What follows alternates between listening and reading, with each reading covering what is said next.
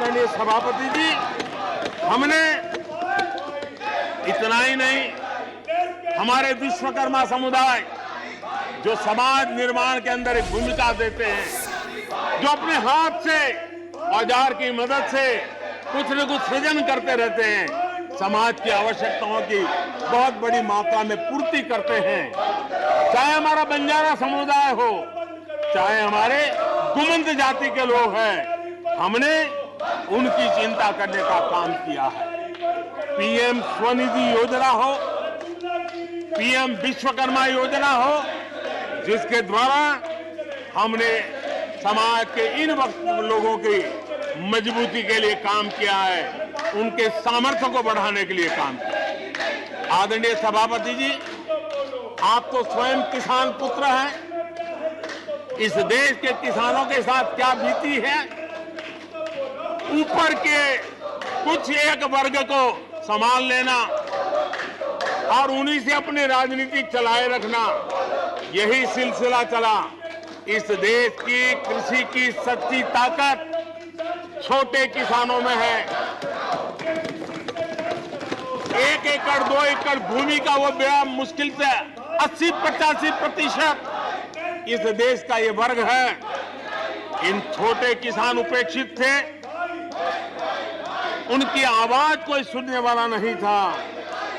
हमारी सरकार ने छोटे किसानों पर ध्यान केंद्रित किया, छोटे किसानों को फॉर्मल बैंकिंग के साथ जोड़ा।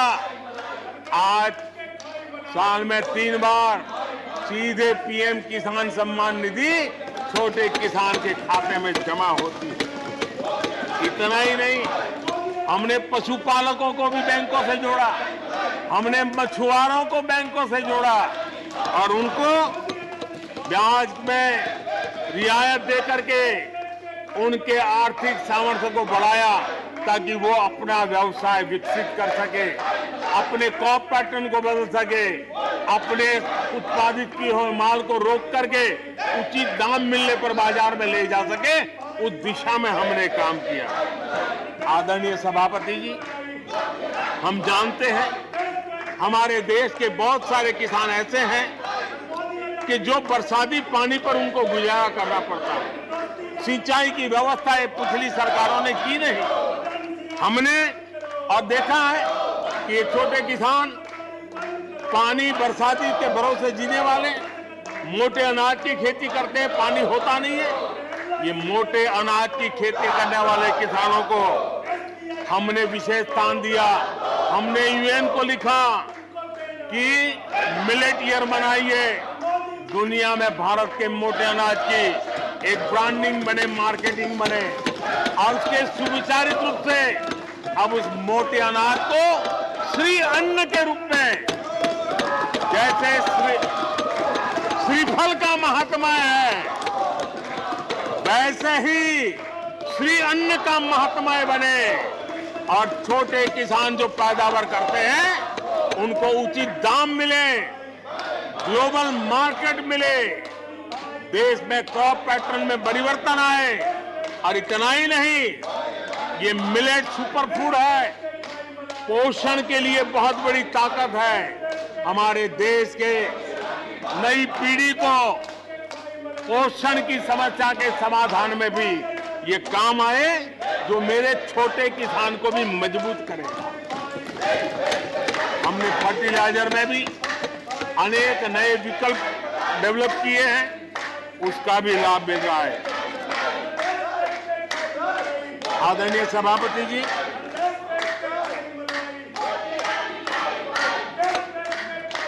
हमें बड़े कन्विक्शन के साथ मैं मानता हूं कि जब निर्णय प्रक्रिया में माताओं बहनों की भागीदारी बढ़ती है तो परिणाम अच्छे मिलते हैं, जल्दी मिलते हैं और निर्धारित लक्ष्य को प्राप्त करने वाले होते हैं। और इसलिए माता बहनों की भागीदारी बढ़े, वे निर्णय प्रक्रिया में हमारे साथ जुड़े, उस दिशा में महिला सशक्तिकरण को लेकर के महिलाओं के नेतृत्व के विकास के लिए हमारी सरकार ने प्राथमिकता दी है। सदन में हमारे एक माननीय सदस्य ने कहा कि महिलाओं को टॉयलेट देने से क्या महिलाओं का विकास हो जाएगा?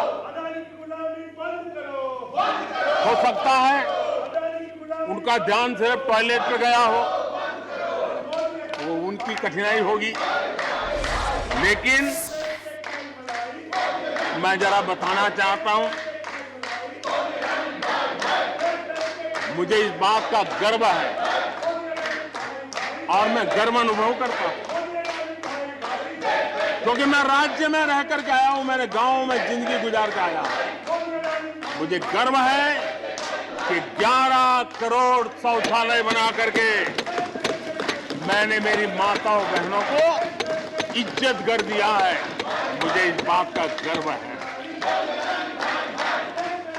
हमारी माताओं बहनों, हमारी बेटियों के जीवन चक्र की तरफ जरा नजर करें। हमारी सरकार माताओं बहनों के सशक्तिकरण के लिए कितनी संवेदनशील है, उसकी तरफ मैं जरा ध्यान आकर्षित करना चाहता हूं।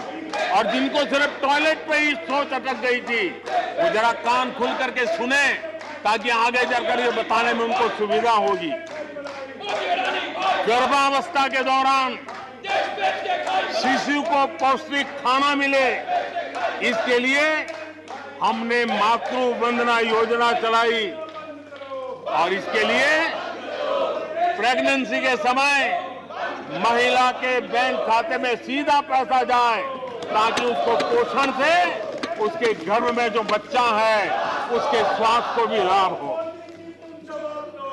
हमारे यहाँ माता मृत्यु दर, शिशु मृत्यु दर, इस गंभीर समस्या से मुक्ति का एक उपाय इंस्टीट्यूशनल डिलीवरी, हमारे गरीब से गरीब मां की इंस्टीट्यूशनल डिलीवरी हो, शिशु का जन्म अस्पताल में हो, इसके लिए हमने धन भी खर्च करना तय किया और व्यापक अभियान भी चलाया और उसके सुफल दिखाई भी दे रहे हैं।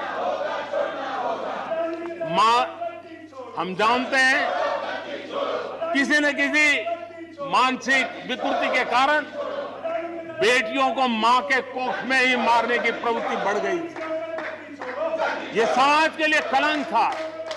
हमने बेटी बचाओ अभियान चलाया और आज मुझे खुशी है कि बेटे जन्म लेते हैं उसकी तुलना में बेटियों की संख्या बढ़ रही है। ये हमारे लिए संतोष का विषय है। हमने बेटियों की रक्षा का काम किया है। बेटी जब बड़ी होकर स्कूल जाए और शौचालय के अभाव में 5वीं 6वीं कक्षा में आते आते स्कूल छोड़ दें, हमने उस चिंता को भी किया और स्कूलों में बच्चियों के लिए अलग टॉयलेट बनाए ताकि मेरी बच्चियों को स्कूल छोड़ना न पड़े। ये हमने चिंता की। बेटी की शिक्षा जारी रहे और इसलिए हमने सुकन्या समृद्धि योजना, जिसमें अधिक ब्याज दे करके बेटियों को सुरक्षित शिक्षा की व्यवस्था का प्रबंध किया ताकि परिवार भी उनको प्रोत्साहन दे। बेटी बड़ी होकर अपना काम करने के लिए बिना गारंटी मुद्रा योजना से लोन ले सके, अपने पैरों पे खड़ी हो सके। और मुझे खुशी है कि मुद्रा योजना के लाभार्थियों में 70% हमारी माताएं बेटियां हैं। हमने ये काम किया है। मां बनने के बाद भी नौकरी जारी रख सके, इसके लिए मातृत्व अवकाश में हमने वृद्धि की है, वो डेवलप कंट्रियों से भी कभी कभी ज्यादा है। ये काम हमने किया है। बेटियों के लिए हमने सैनिक स्कूल खोल दिए हैं। आदरणीय सभापति जी, आप तो स्वयं सैनिक स्कूल के विद्यार्थी रहे हैं। बेटियों को वहां एंट्री नहीं थी, वो काम भी हमने कर दिया। आज सैनिक स्कूलों में मेरी बेटियां पढ़ रही हैं। इतना ही नहीं, हमारी बेटियां अबला नहीं सबला है। वो सेना में जाना चाहती है, अफसर बनना चाहती है। हमने हमारी बेटियों को सेना के दरवाजे भी खोल दिए हैं। और आज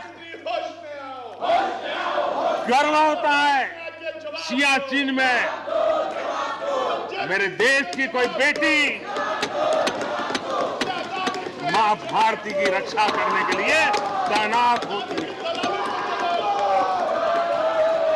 बेटी को गांव में कमाई के अवसर मिले और इसके लिए हमने विमेन सेल्फ हेल्प ग्रुप उसको एक नई ताकत दी, वैल्यू एडिशन किया और बैंकों से मिलने वाली उनकी रकम में बहुत बड़ा इजाफा किया। और इसलिए वो भी हमने उनकी प्रगति के लिए हमारी माताओं, बेटियों को, बहनों को लकड़ी के धुएं से जिंदगी में मुसीबतें झेलनी न पड़े, इसलिए हमने उज्ज्वला योजना से गैस का कनेक्शन दिया। हमारी माताओं, बहनों को, बेटियों को पीने का पानी के लिए जूझना न पड़े, 2-2, 4-4 किलोमीटर तक जाना न पड़े। हमने नल से घर तक पानी पहुंचाने का अभियान चलाया ताकि मेरी माताओं, बेटों को, बेटियों को, बहनों को, बेटियों को अंधेरे में गुजारा न करना पड़े। इसलिए हमने सौभाग्य योजना से ऐसे गरीब परिवारों तक बिजली पहुंचाई। बेटी, मां, बहन कितनी ही गंभीर बीमारी हो लेकिन कभी बताती नहीं है। उसको चिंता रहती है कि कहीं बच्चों पे कर्ज हो जाएगा, परिवार पर बोझ हो जाएगा, वो पीड़ा सहती है लेकिन अपने बच्चों को अपनी बीमारी के विषय में नहीं बताती है। उन माताओं, बहनों को आयुष्मान कार्ड दे करके अस्पताल में बड़ी से बड़ी बीमारी से मुक्ति का रास्ता हमने खोल दिया है। आदरणीय सभापति जी,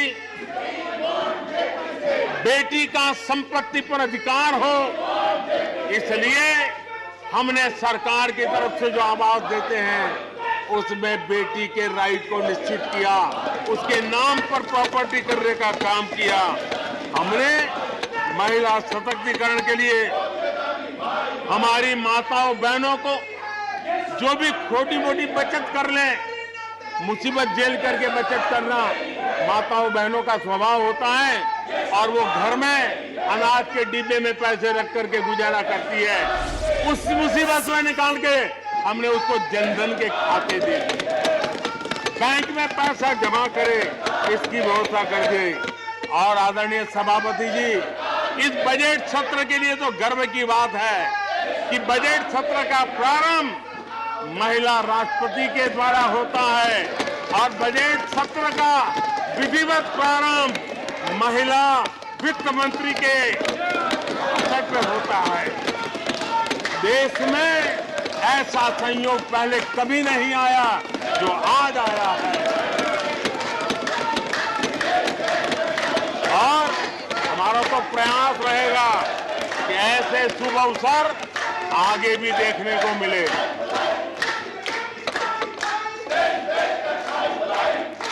आदरणीय सभापति जी,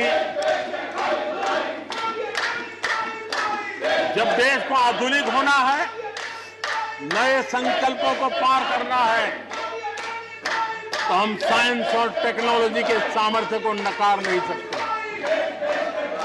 साइंस और टेक्नोलॉजी के महत्व को हमारी सरकार भली भांति समझती है, लेकिन हम टुकड़ों में नहीं सोचते, हम टोकनिज्म में नहीं सोचते हैं।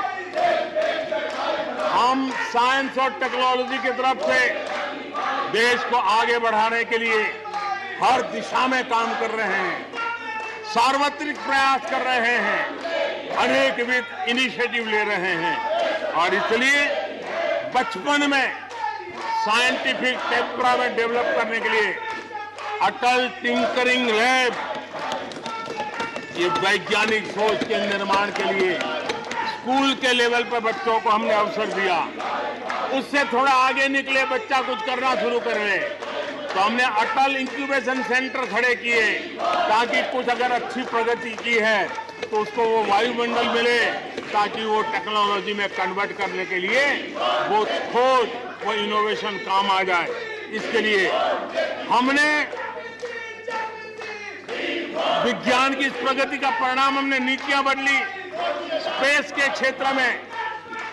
अब प्राइवेट भागीदारी का हमने सपना पूरा किया और मुझे खुशी है मेरे देश के नौजवान आज प्राइवेट सैटेलाइट छोड़ने की ताकत रखते हैं। ये साइंस एंड टेक्नोलॉजी। आज स्टार्टअप की दुनिया जो मूलतः साइंस और टेक्नोलॉजी से जुड़ी हुई है, उसमें यूनिकॉर्न की संख्या में आज हम दुनिया में तीसरे नंबर पर पहुंच गए हैं। आदरणीय सभापति जी, आज ये देश गर्व करेगा कि सर्वाधिक पेटेंट इनोवेशन और दुनिया के बाजार में टिकता है पेटेंट, ये सबसे अधिक पेटेंट रजिस्टर करने में आज मेरे देश के नौजवान आगे आ रहे हैं। आदरणीय सभापति जी, आधार की ताकत क्या होती है वो हमारी सरकार ने आके दिखा दिया, और आधार से जुड़े हुए जो विद्वान लोग हैं उन्होंने भी कहा है कि आधार के महत्व को, टेक्नोलॉजी के महत्व को 2014 के बाद समझा गया, और उसके कारण वो मेहनत अब रंग ला रही है। हमने देखा है कोविड के काल में कोविन प्लेटफॉर्म 200 करोड़ वैक्सीनेशन और सर्टिफिकेट कोविन का आपके मोबाइल पर विदिन ए सेकंड आ जाता है। लेकिन दुनिया को अचंभा तब हुआ कि भारत अपनी वैक्सीन लेकर के आ गया है कोविड में। दुनिया के लोग अपनी वैक्सीन, हमारे यहाँ पर बहुत बड़ा मार्केट था, बेचने के लिए भांति भांति के प्रेशर करते थे, आर्टिकल लिखे जाते थे, टीवी में इंटरव्यू दिए जाते थे, सेमिनार किए जाते थे। इतना ही नहीं, मेरे देश के वैज्ञानिकों को बदनाम करने के लिए, उनको नीचा दिखाने के लिए कल तक प्रयास चले, कल तक प्रयास चले, कल तक प्रयास चले। और मेरे ही देश के वैज्ञानिकों ने आज दुनिया में जिसको स्वीकृति मिली है ऐसी वैक्सीन से, मेरे देशवासियों का ही नहीं 150 देशों के लोगों की आवश्यकताओं को पूरी करने का काम। ये विज्ञान के विरोधी लोग, ये टेक्नोलॉजी के विरोधी लोग,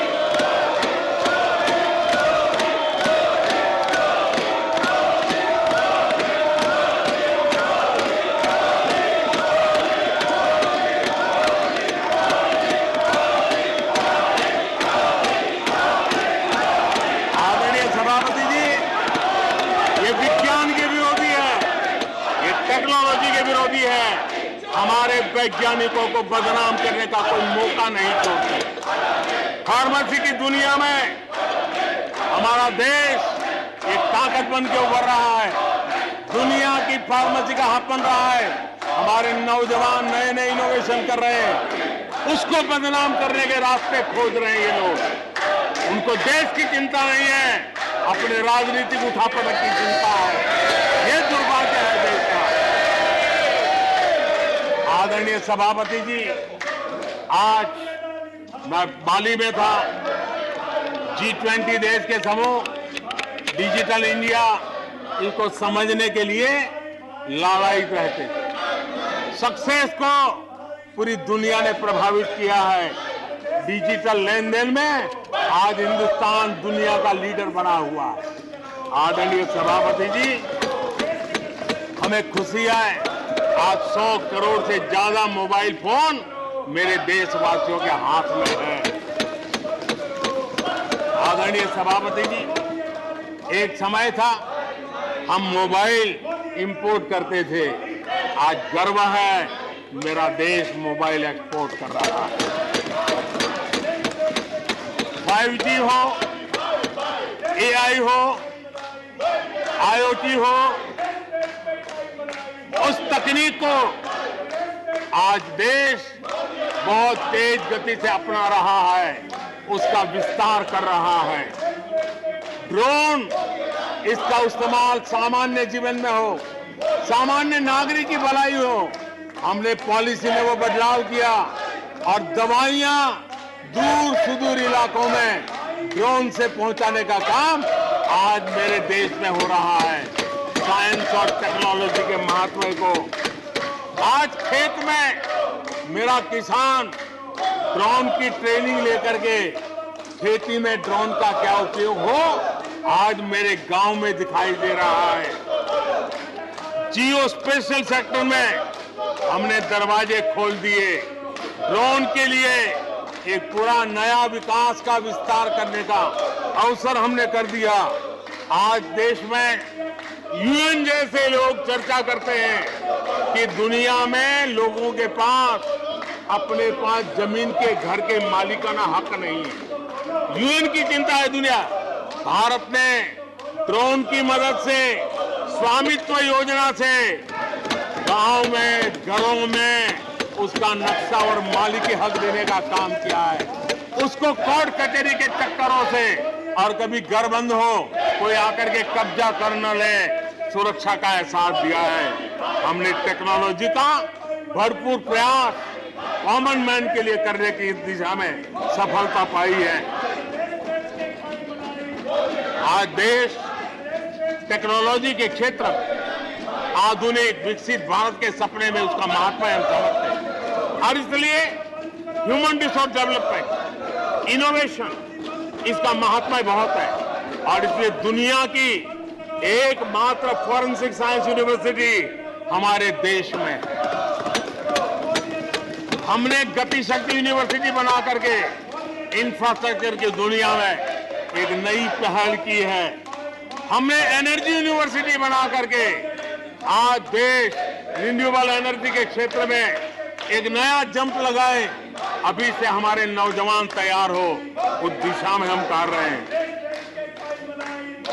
हमारे देश में टेक्नोक्रेट की तरफ, इंजीनियर्स की तरफ, साइंस की तरफ नफरत करने में कांग्रेस ने अपने शासनकाल में कोई कमी नहीं रखी है और साइंस और टेक्नोलॉजी को सम्मान देने में हमारे कार्यकाल में कोई कमी नहीं रखी है। ये हमारा रास्ता है।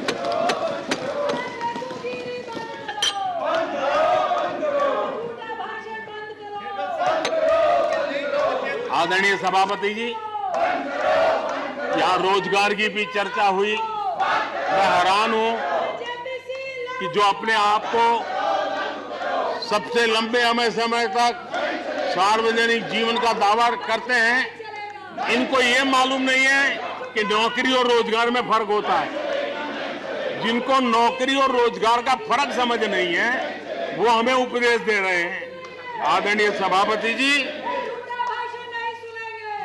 नए नए नैरेटिव गढ़ने के लिए आधी अधूरी चीजों को पकड़ करके झूठ फैलाने के प्रयास हो रहे हैं। बीते 9 वर्ष में अर्थव्यवस्थाओं का जो विस्तार हुआ है, नए सेक्टर्स में रोजगार की नई संभावनाएं बनी। आज ग्रीन इकोनॉमी में देश जिस प्रकार से आगे बढ़ रहा है, चाहे रेल का काम होता हो, रोड का काम होता हो, पोर्ट का काम होता हो, एयरपोर्ट का काम होता हो, प्रधानमंत्री ग्राम सड़क योजनाएं बनती हो, ये सारे इंफ्रास्ट्रक्चर के काम, उसके लिए जो मटेरियल लगता है, उस इंडस्ट्री में रोजगार की संभावनाएं बढ़ी है। हर जगह निर्माण कार्य के अंदर मजदूर से लेकर मैकेनिक तक हर प्रकार के रोजगार की संभावनाएं, इंजीनियर से लेकर के श्रमिक तक हर किसी के लिए रोजगार के नए अवसर बने हैं। और उसी के कारण यूथ विरोधी नीति लेकर के चले हुए लोगों को आज यूथ नकार रहा है और यूथ के भलाई के लिए हम जिन नीतियों को लेकर के चल रहे हैं, इसको आज देश स्वीकार कर रहा है। आदरणीय सभापति जी, यहां भी ये भी कहा गया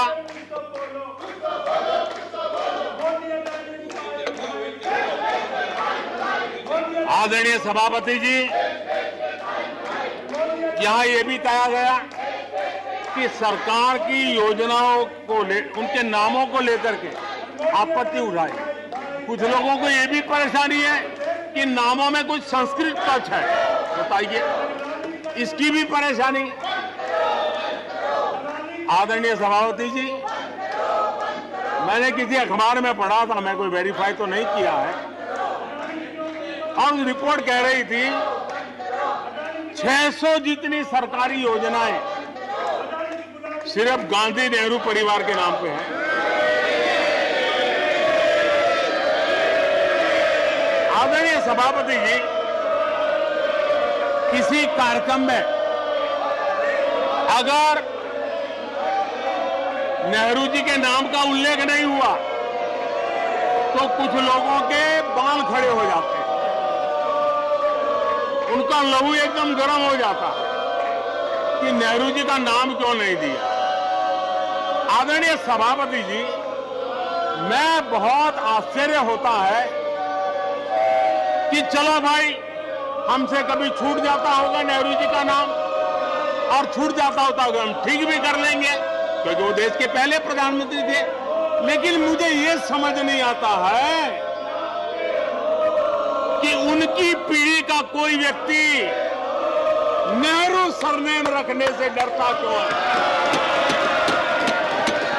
क्या शर्मिंदगी है नेहरू सरनेम रखने से? क्या शर्मिंदगी है? इतना बड़ा महान व्यक्तित्व अगर आपको मंजूर नहीं है, परिवार को मंजूर नहीं है, और हमारा हिसाब मांगते रहते हो। आदरणीय सभापति जी,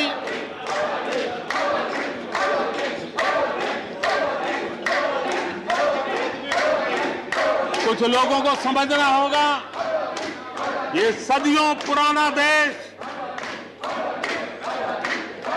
सामान्य मानवी के पसीने और पुरुषार्थ से बना हुआ देश, जन जन की पीढ़ियों की परंपरा से बना हुआ देश है। ये देश किसी परिवार की जागीर नहीं है। हमने मेजर ध्यानचंद जी का नाम पर खेल रत्न का पुरस्कार कर दिया।